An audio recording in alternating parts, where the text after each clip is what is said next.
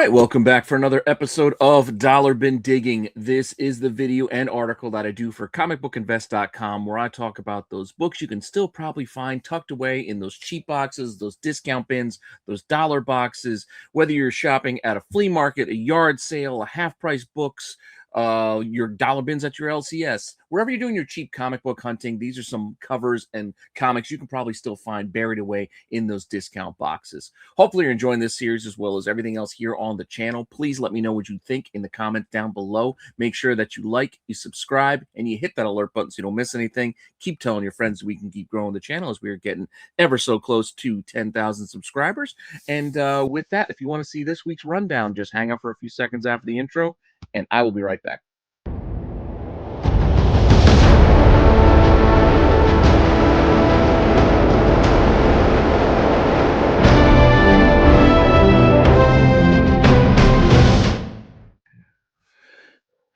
All right, so let's get right into it and start talking about the comics that came out this week. That's kind of been my major focus on this show the last few weeks, months even, is really focusing in on character appearances in the most recent run of comics. So if you're reading books weekly like me, you see characters pop back up or have been showing up here and there, and you might be wondering where their first appearances are. And a lot of their firsts are very, very cheap and can be found in those cheap or discount boxes. Now, while the show may be called Dollar Bin Digging, we're really talking about anything that's like cover price or less as far as what you may be able to find out there. So with that, let's get into last week's new releases and start off with DC Comics with Justice League Unlimited number 16. This ties into the DC KO event, which is wrapping up soon, but it's still rolling on for now with part 5 of the Terrific 10.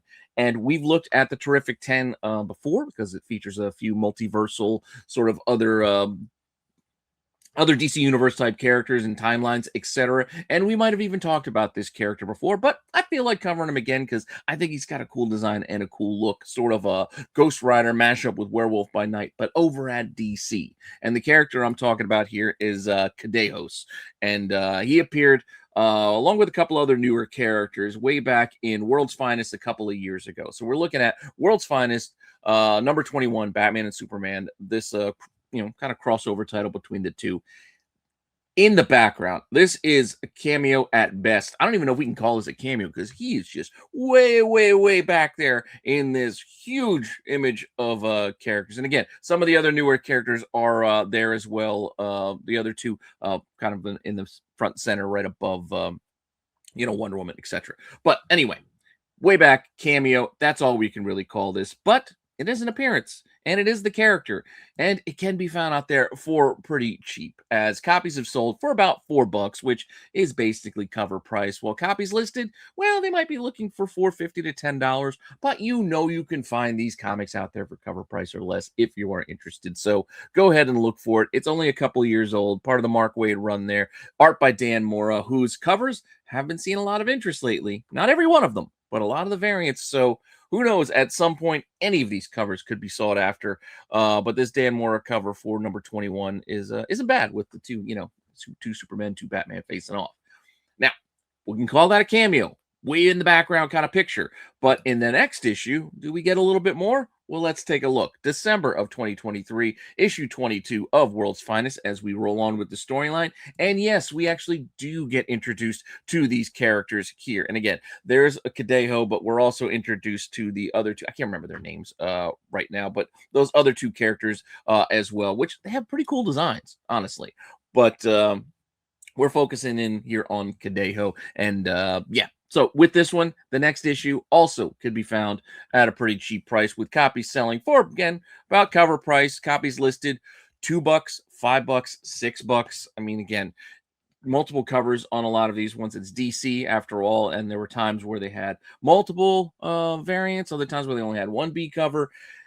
It's whatever you can find out there, but generally the B covers cost $1 more because of the cardstock covers, where this was the $3.99 cover A. So again, you can see here, copies listed. There's one listed for $2. So that's what I'm talking about. Discount books, cheap books.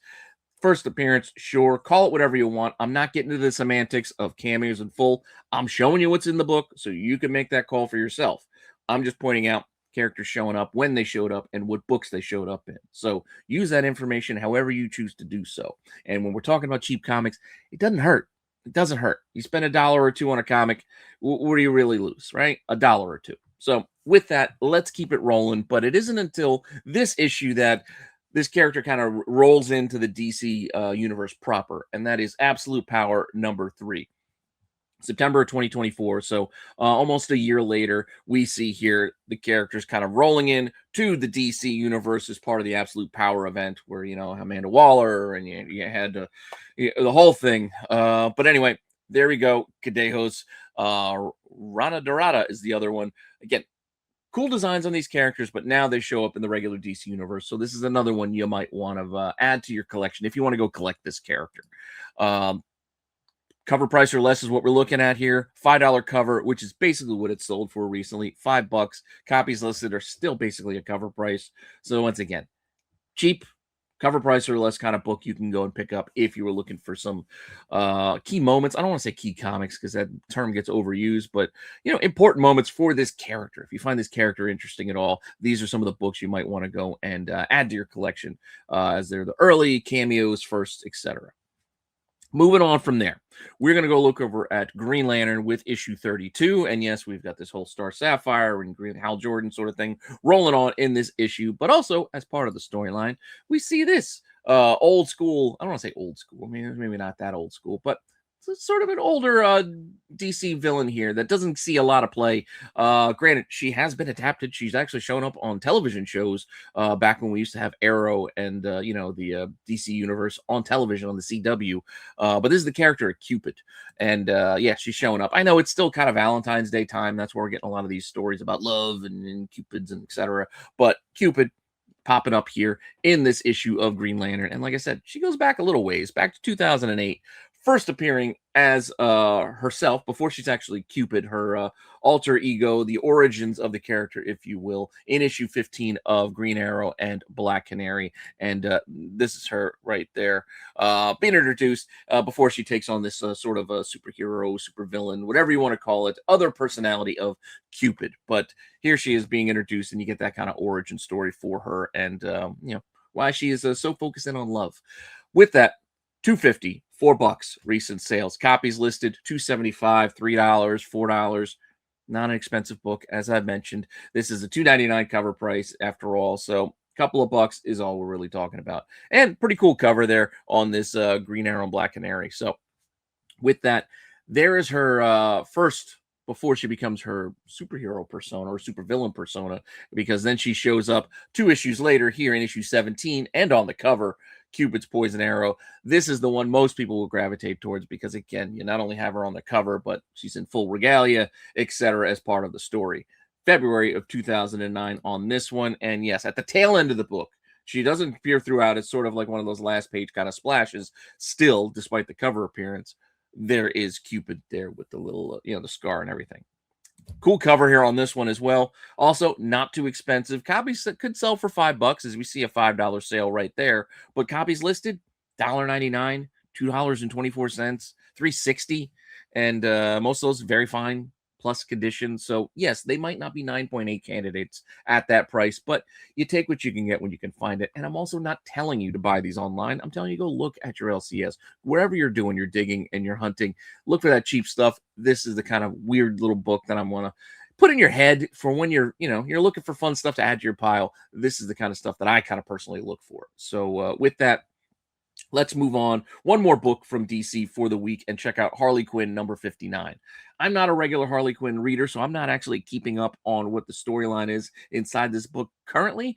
Might need to play a little bit of a catch up because apparently we're getting some sort of a romance, I guess, between Harley and this character here on the cover that I want to talk about. Also, inside the guts of the book. And no, she doesn't just appear in this book, but this character of Althea Klang is her name, apparently, has been around for, about a year or so in the Harley books. So with that, let's go back to her first appearance, as we have been seeing more of her, and maybe we will see her role kind of grow in this Harley series going forward. I don't know.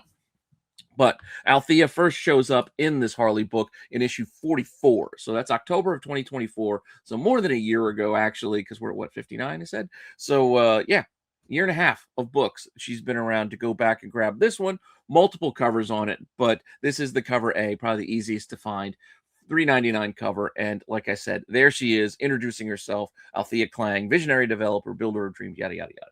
Anyway, and Harley seems smitten right from the start, and we see where it goes from there. If you want to go and read all these books, feel free to have at it. Maybe one of these days I will catch up, but I've just never been a huge Harley or even Deadpool reader. It's just that fourth wall breaking type of character doesn't play as well for me off the page as it does on, say, television or in the movies. But that's a personal thing.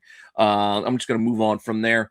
Harley 44, though, is a book you can still find out there. Look, copy sells for $3 to $5. There are, like I mentioned before on DC, multiple variants. There was a trick or treat variant at that time, as you can see there.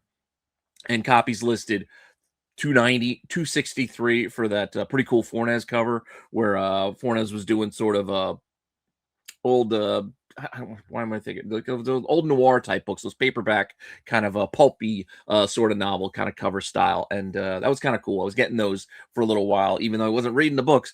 I liked the style of those pulp type covers. But you can see there, basically $5 or less, $3, $5, right around that cover price mark of $3.99 is something you can find for that first appearance of that Althea character, who apparently is still playing a major role in this title. So, before I move on from here, I want to remind anybody out there who needs supplies that you can use my code RENA10 over at BCW to get your supplies, your bags, your boards, your long boxes, your short boxes, CGC boxes, top loaders, etc. Basically, anything to keep your comics or collectibles safe. You can find supplies over at BCW. You hate spending money on supplies, so you might as well save some while you do it. Renna10 for 10% off your entire order. You help out the channel. You get yourself a discount. You got nothing to lose. So, with that, let's hop on over to Marvel and check out what we got going in Iron Man #2. I like this cover, and I like the mirror image of it with Madame Mask and Iron Man. So, with issue 2 here, we get a little bit more. So, with Madame Mask and Iron Man kind of getting a little closer to one another. We also mix it up here with this story that just kind of throws this character in as sort of an opening sequence, sort of a villain fight that doesn't really have long-term potential, but it's kind of a quick reminder of one of those old Marvel villains that you might not see very often. You go, oh yeah, I remember that guy. And the character here that we're looking at is Dread Knight, sorry. And a cool design. I mean, as a kid, I would have bought into this design, and I did. Thought it was cool. You got the helmet, the mask, you got Skrull and crossbones. Purple was a cool color back in the 90s. So, yeah, I was all over this back then. Haven't really seen a lot of Dread Knight in a while. So, with that, we're moving on to first appearance in The Invincible Iron Man #101. I know what you're thinking. Book from 1977. This thing's probably going to be pretty pricey. Well, you know what? It's actually not as pricey as you might think. And yes, even the Frankenstein is sort of the focus here on the cover. But right at the tail end of the book is we're being introduced to the tease of the next villain to come, the Dread Knight. So there you go with that. It's almost like a evil version of the Black Knight, if you will. You got a flying Pegasus. Almost looks like a Thestral from Harry Potter. And like I said, cool look, piratey knight sort of look. I don't know, that kind of thing was always cool to me as a kid. So, I get a little bit of nostalgia looking at this. But with that, like I said, it's actually not as pricey as you might think. I'm not saying you're definitely going to find this for $1. I'm just saying this is the kind of book that might be cheaper than you think. And even online, you could see copies sold for $6. Like, I know what you would imagine. This is probably like a $10, $15, $20 book even, but copies sold for as cheap as $6. And yes, there are copies listed as high as in the 30s and 40s, depending on the grade, but there's also the $12.50s and the $9 out there. But I'm not, again, telling you to go and buy online. I'm saying go dig in a box. You might find this thing for $5 in a back issue bin because it's just a random, not really key Iron Man book. It's, yes, a first appearance, but how many fans of Dread Knight are there? That's what I'm talking about. It's a smaller first appearance, but a cool book and something you might be able to find out there. So, with that, we're going to stick with Iron Man here and take a look at another character that shows up in this book, even though he doesn't look like he did in his original appearance, which was a little more silly. But this guy, Grizzly. So they're kind of like modernizing him, making him a little bit tougher, I guess, for today's age. So he's not just a silly character dressed up in a bear costume, but Grizzly shows up here as well as sort of another antagonist for Tony Stark in this issue. So Grizzly, yep, man in a bear suit. That's what I'm talking about. Grizzly actually goes back to ASM, also from the 70s. And again, You never know what you might find out there. I'm just pointing out these first. And Grizzly is right there on the cover in his bear suit. Kind of just looks like the Rhino, but fuzzy. Anyway, September 1974, issue 139 of ASM. And also inside the book, obviously, you get Grizzly is back in town. So yeah, Grizzly.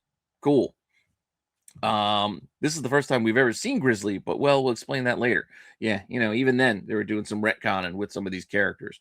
But ASM 139 isn't as pricey as you might think. Is yes, copies could be expensive. Yes, $15, $25 some copies sell for, but other ones you can see $8.75. It's not too bad. Copies listed kind of in that $10 to $12 sort of mark. So yeah, maybe not as cheap as a dollar bin find, but it's still a relatively affordable first if you're interested in the character of Grizzly. And I'm just making you aware of it when you're digging through those boxes of what could be random filler ASM issues. Maybe you find this one and you go, who's this bear dude? And you go, oh yeah, I remember him. He just showed up in Iron Man. That's all. So again, fun sort of scavenger hunt sort of information for you while you're out there digging through those back issue boxes and those cheap boxes. So moving on from here, let's go look at The Mortal Thor #7. This is one of my favorite titles running at Marvel currently. Good read. You got Alex Ross covers here as well. Digging this. And inside this book, we still continue on with some of the Thor characters we've seen before, but, kind of being reintroduced in this sort of a revamped sort of way. And here we have showing as an overarching kind of a villain here is Dario Agger, the Minotaur. And look, now he's saying call him the radioactive man. And the Minotaur actually isn't that old of a villain for Thor. So this is one of those books that, well, while it had its day in the sun before, maybe you can go find it for cheap out there. So first, let's start in with Dario Agger. And yes, he is the Minotaur, but let's start off with him first. He comes off as like an executive for Roxxon, which is one of those big evil companies in the Marvel universe. Spidey's kind of run up against them. They just kind of hang out in the Marvel universe, New York City. So you got like Roxxon, you got Oscorp, etc. But Roxxon being one of those big bad sort of companies out there. And he is one of those high-level executives. I think he might even be the CEO. I can't remember his actual official title. But anyway, Dario first showed up back in 2014 in Thor God of Thunder. And yeah, I know you guys remember Thor God of Thunder with all the Gore, the God Butcher hunt and all that stuff with the Thor movie, etc. But outside of that, inside this run, we did get him introduced to Dario here. And this was actually a really good series outside of that. So even though the spec might be gone for Thor God of Thunder, this was a good read and there was really good art throughout. So Jason Aaron and Isad Ribic did a great job on this run. And yeah, they're just books. If you can find them for cheap, I still recommend picking them up just to read them. But here we go with the first appearance of Dario Agger. Here, Roxxon again, as I said, the all-new Roxxon Energy Corporation. Yep, see, he is CEO. So I was right. There you go. Anyway, book pricing. Here we go. Copies have sold recently for $4, $10.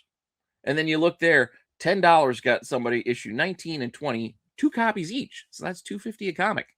That's not too expensive. Copies listed, $8, $12, kind of 15.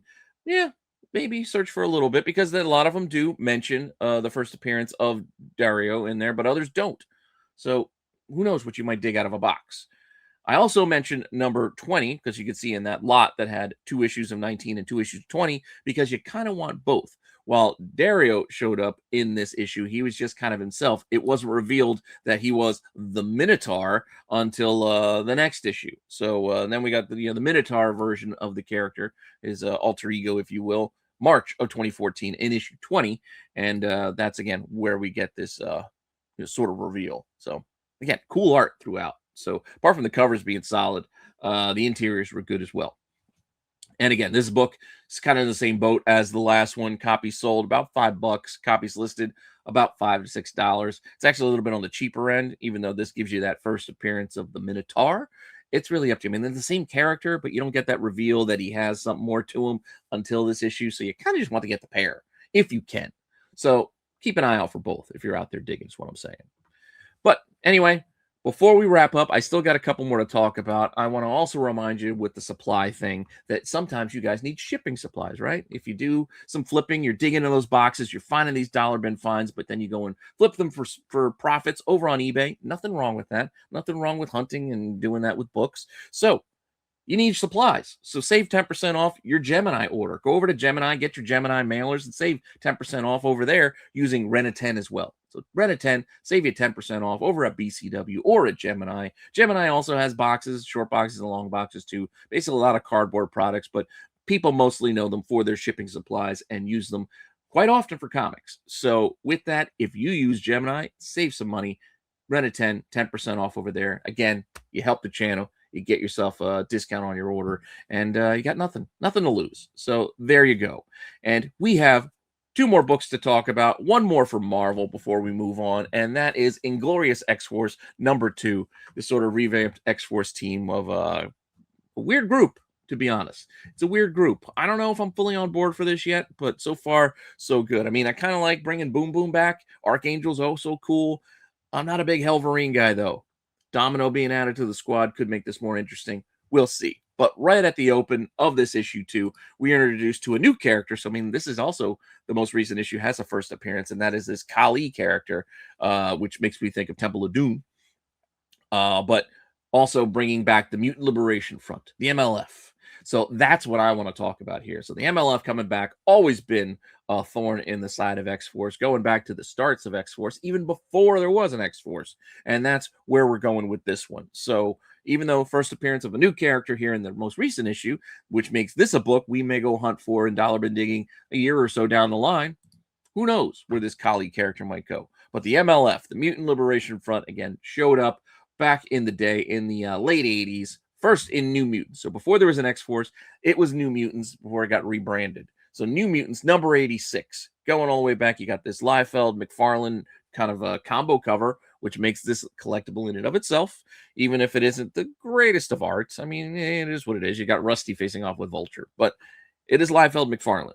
So it's got that going for it. But also inside this issue, we are introduced to the MLF at the end. While the team is kind of there in those final pages, just kind of starting things off. Again, it's more of a cameo than anything. But then we also get the name drop of "We are the Mutant Liberation Front," yada, yada. So that's how we get our first appearance here in this issue, which also, since it's 86, you guys know what's next, right? New Mutants 87, Cable. So that is even teased here right at the bottom. Next issue. Cable. And I know some people love to collect these things like, oh, it's a cameo of Cable. Look, he's featured in the issue. I mean, he kind of is. You don't get his name, but he's there. It's just a tease. It's what Marvel always used to do. They always used to tease the next issue. It's cliffhangers. It's based off of the whole serialized storytelling. You got to leave him on a cliffhanger. You don't want him to get him come back for more. So there we go. Cliffhanger of Cable there at the end. And yes, this book could be tougher to find in those dollar bins because of the cover, because of the closeness to Cable and that little cameo thing. So, copies could sell for 10 to 12 bucks. But also, you can look, there's auctions and things out there. There's ways to find things even cheaper. There's an auction starting at $2.99 that's got no bids on it, while another auction starting at 10 bucks. Who knows what you might find out there? Point is, I'm just pointing out the first appearance inside of this book. You do with that information what you will. And hopefully you find this for cheap. So the Mutant Liberation Front first in New Mutants 86. And with that, let's go independent here for this one. And I know I don't even read these titles. Most people just pick these up as for cheesecake covers. And this is an Antarctic Press book. But it is their superhero side of things. And while we do get a little bit of cheesecake going on here, as you can see with this rookie character, yeah, it's a pretty cool cheesecake cover. But outside of this is Antarctic Press's superhero universe, if you will. They actually acquired the universe from the Big Dog Inc. press from about a decade ago, and they're kind of redoing these stories or reissuing these stories, I believe is what they're doing. So with that, let's get into this Critterverse rookie book. So inside this, you got the rookie right there on the cover, but also, inside the book as well. So there you go. Oh, I'm sorry. Pay no attention to this image. Old image. My bad. Moving on. She's right on the cover, so you know she's in the book too. But here we go. The character of the rookie, who is apparently this youngest member of this superhero team. I guess they're sort of Avengers, Guardians of the Globe, sort of a squad of team up of superheroes in this Critterverse. And Critterverse is based off of that Critter title, which is that cat-themed character here, which is where we are first introduced to the rookie. So in July of 2010, this Critter origin book, again, from Big Dog Inc., like I mentioned, Todd Knock did the cover here. We're introduced to this Guardians of the Globe sort of squad here. So we're introduced to the, what is it? The Core, Paradox, Rookie, Icon, and Starlet. So yeah. And in the back there, there's Rookie, the youngest, sort of a sporty spice sort of themed character. Who knows? You're going to go dig in this boxes. You're going to see this critter book. You're going to like, what the hell am I looking at? Well, you'll get it at first appearance if you want it. And the one that sells for about $10, apparently, if you can find it. Copies listed, 10 to 15. So you might do well if you find it in a dollar box. Not going to make you rich, but it's sort of a fun little find and fun little callback. So again, introduction to multiple characters. I'm just pointing out the Rookie because of that Rookie book that just came out. But as you saw there, we got those other characters in that group as well being introduced. So with that, before we leave, I also want to point that out. Now, while I haven't picked up this Rookie comic myself, because again, I'm not reading it, I believe what it is a reissue. Because we've going back to this Big Dog Ink press, and I was looking, and it looks very familiar, because this is the cover I chose to share with you, which I think is the B cover, but there is an A cover here as well, which, almost Bo Jackson style, with the bat on her shoulders. Cool. This also looked familiar, because you know what? It is redone. Here we go. Shifting angles, but pretty much the same cover from Big Dog Ink. And this is from like a decade ago. So what is this? Is this book the same on the inside? My guess is it probably is, because why wouldn't they? Like I said, Antarctic kind of took, I think, purchased the Big Dog or whatever. But here we go. We're getting this superhero universe sort of reissued to us over time. So look for the original one. October 2012. There you go. Special issue, issue 2. Maybe you find this one. What does this go for? $6. There's a copy over on my comic shop for only $3. So it's interesting and weird. I don't know. It's just something fun to hunt. So maybe you find the original version and can confirm whether or not this is just reprinting those issues. I don't know for certain, because like I said, I didn't pick these up. I'm not actually reading this. I just know that this is what happens in this book and who's showing up just based off the cover. And I thought it would be a fun little tie-in, a little fun little research thing for me to do. And while I was researching, I was like, wait, could this be just a reissue of the original? I think it might be, but I can't say that for certain. If you know for certain, please put it in the comments down below. But with that, thought it was a fun little book to add to the pile for this week. But anyway, we are done for the day. Thanks for stopping by and checking this out. I do appreciate it, and I do appreciate all the support here for not only me, but for the channel. So thanks for that. We are getting close to that 10K mark, as I mentioned. So keep telling your friends, keep sharing this show and this channel so we can keep growing. And with that, thanks for stopping by, checking this out, and I'll see you all later with some more content. All right.